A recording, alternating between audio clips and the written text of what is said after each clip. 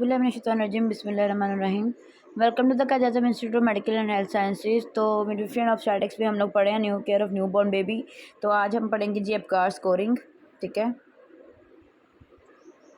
The Apgar score is one of the first check of new born baby health. Apgar score baby का पहला जो हम लोग health checkup करते हैं उसको बोलते हैं।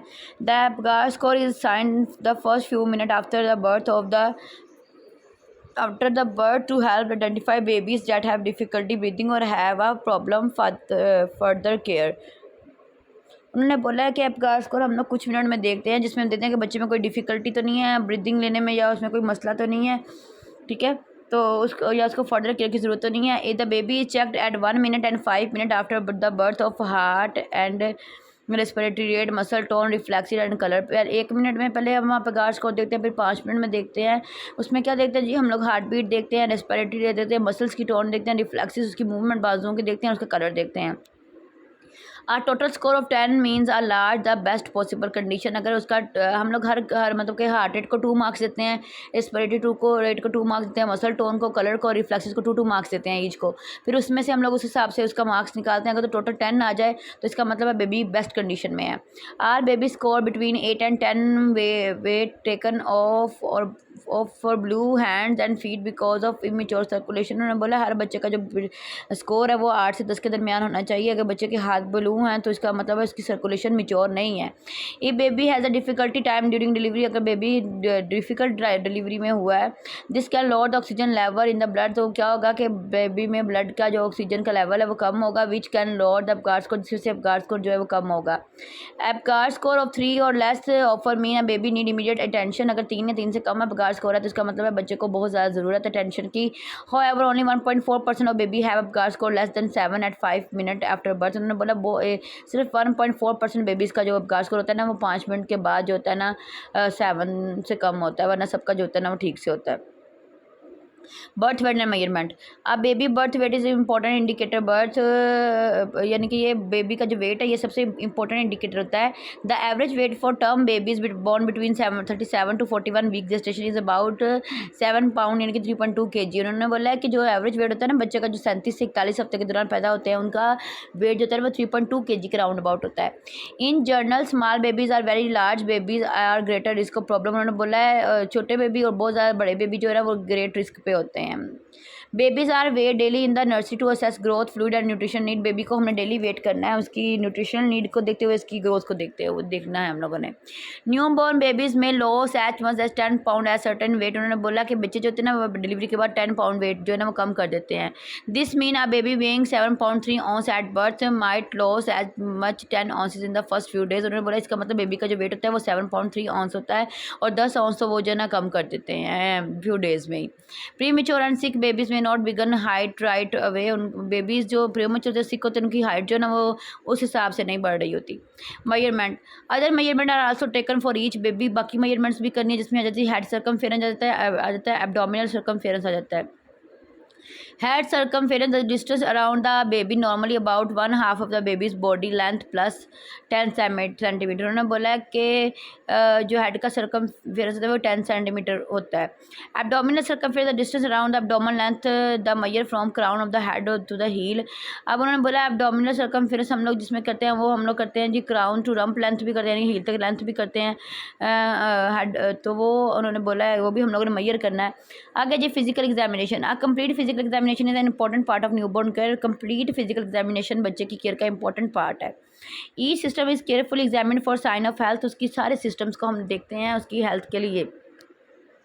Vital sign temperature the able to maintain stable body temperature 98.62 Fahrenheit to 37 degree centigrade in normal room compartment. उन्होंने बोला कि टेम्परेचर को हम लोगों ने स्टेबल रखना है, बॉडी टेम्परेचर का जो है वो स्टेबल रहे, पल्स नॉर्मल रहे 120 to 160 रहे, ब्रीदिंग रेट नॉर्मल हो 30 पर मिनट हो, journal appearance physical activity on posture appearance and level of conscious उसका सही होना चाहिए। Skin colour nail presence skin smooth piling यानी कि नेल का कलर उसका पिंक होना चाहिए, स्किन का पिंक होना चाहिए, स्किन स्मूथ होनी चाहिए, कहीं से पील नहीं होनी चाहिए। Lanugo the soft downy hair of the baby is absent in immature babies. जो छोटे छोटे बाल होते हैं ना, लेनुगो बोलते हैं उनको, वो इमेच्योर बेबीज़ में ना नहीं होते। Then appear with maturity and then disappear with post maturity. जैसे वो मेच्योर होते हैं तो फिर उनमें आ जाते हैं, और जैसे वो पोस्ट मेच्योर होते हैं कि अपनी मेच्योरिटी से ज़्यादा दिन ले जाते हैं तो उनमें वो कम हो जाते हैं। Plantar crease, these create sole of the feet range from absent to covering the entire foot depending on the maturity।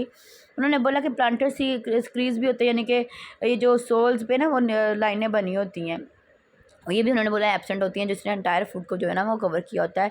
ये भी मेच्योरिटी पे डिपेंड करती हैं। आइज़ एंड ईयर फ्यूज और open amount of cartilage and stiffness of the year tissue. उन्होंने बोला eyes और year उसके ओपन होंगे या फ्यूज़ हों, कार्टिलेज कितना है उसमें और स्टिफनेस कितनी है उसके कान के टिश्यू में। Genital make presence of testes and appearance of scrotum from smooth to wrinkle. उसके जो टेस्टिस होने चाहिए वो भी स्मूथ होने चाहिए और रिंकल्ड होने चाहिए। Genital female appearance and size of the clitoris and labia size, और लेबिया का साइज़ और क्लाइटोरस का साइज़ की अपीयरेंस होनी चाहिए। Breast the thickness and size और breast and areola as are labia की तरह ब्रेस्ट का साइज़ और ब्रेस्ट का एरोला भी जो हमने चेक करना है। Head and neck appearance shape from passage through the birth canal, यानी कि उसकी जो अपीयरेंस है ना वो नॉर्मल होनी चाहिए। Fontanelle the open soft spot between the bones of skull, fontanelle होने चाहिए। Clavicle bone across the clavicle bone, उसकी जो ये चेस्ट के पास होती है वो होनी चाहिए। फेस, आई, ईयर, नोज चेक करना चाहिए हमें। माउथ, पैलेट, टंग, थ्रोट ये भी उसका चेक करना है। Lungs, breath sound, breathing pattern, यानी कि उसके फेफड़े चेक करने हैं, उसके सांस की आवाज़ और किस किस्म का सांस उसको आ रहा है। Heart sound and femoral pulse, heart की साउंड करने और फीमर की पल्स हमने नोट करनी है। Abdomen presence of mass, abdomen check करना कि उसमें कोई मास वगैरह तो नहीं है। आर्म एंड लेग उसकी मूवमेंट हम लोगों ने चेक करनी है। ठीक है, आगे है जी gestational assessment. Assessing a baby physical maturity is an important part of care. Maturity assessment is helpful in meeting a baby need if the date of a pregnancy are uncertain. अगर उन्होंने बोला है कि हम बेबी का physical examination करते हैं तो इसी से हमें मेच्योरिटी का पता लगता है, और मेच्योरिटी जो है इसी से हमें पता लगता है कि बेबी जो है वो फुल डेट यानी कि पूरा अपने गेस्टेशन के हिसाब से पूरा है। अगर आपको दिन अभी प्रेगनेंसी का टाइम नहीं भी याद तो for example a very small baby may actually be more mature than it appear by size and may need different care than the pre mature baby. उन्होंने बोला हो सकता है कि बेबी वैसे छोटा हो लेकिन हो वो मेच्योर ही, और उसको इतना डिफरेंट केयर की ज़रूरत होती है प्री मेच्योर बेबीज़ की निस्बत। Examination baby appearance, skin texture, motor function and reflexes, यानी कि वही सारे रिफ्लेक्सेस हमने दोबारा से चेक करने हैं। The physical maturity examination is done in the first 2 hours of birth. Physical maturity और एग्जामिनेशन हम लोगों ने पहले 2 घंटे के अंदर अंदर करना है। The neuromuscular maturity examination is complete with in 24 hours after delivery. और न्यूरोमस्कुलर जो उसकी मेच्योरिटी है ना वो हमने 24 घंटे के अंदर अंदर देखनी है। Information often use to help estimate babies physical and neuromuscular maturity is shown below. उन्होंने बोला ये इन्फॉर्मेशन अगर हमें पता होगी तो इससे हम लोग अंदाज़ा लगा सकते हैं कि बेबी का मेच्योरिटी कितनी है और बेबी का न्यूरोमस्कुलर सिस्टम जो है वो कितना डेवलप है। Skin evaluation of the baby neuromuscular system are performed. These include posture. How does the baby hold his arm and leg? Baby अपने टांग और बाजुओं को किस तरह पकड़ता है। Square window. How far the baby's hand can be fixed toward the wrist, और baby का हाथ रिस्ट की तरफ कितना को जो है ना हो जा सकता है। Arm recoil. How far the baby's arms spring back to the flexor, और बेबी का जो हाथ है वो पीछे को कितना मुड़ सकता है, यानी कि कोने की तरफ कितना को मुड़ सकता है। Popliteal angle. How far the babies knee extend, बच्चे के जो घुटने हैं वो कितने के एक्सटेंड हो सकते हैं।